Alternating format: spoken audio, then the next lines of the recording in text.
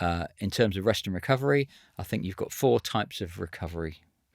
You've got your macro recovery.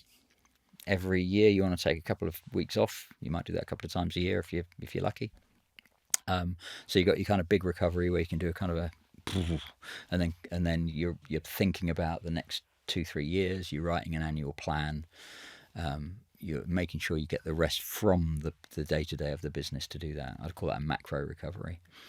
A meso recovery might be, every 6 weeks or so you're taking a long weekend, disappear to Paris for a weekend or whatever it is, or chill out in nature, so that you can recuperate your batteries after a very sustained period of heavy work and thought. And of course, you're doing these with your family and friends and social relationships, which are so valuable. Nature often, is an accelerator of recovery. Being in nature or doing some gentle activity. So then you've got a micro recovery, which might be your things that you do on a daily basis. So you're trying to get your sleep. You decide when to cut off your digital activities and have a break before bedtime, etc.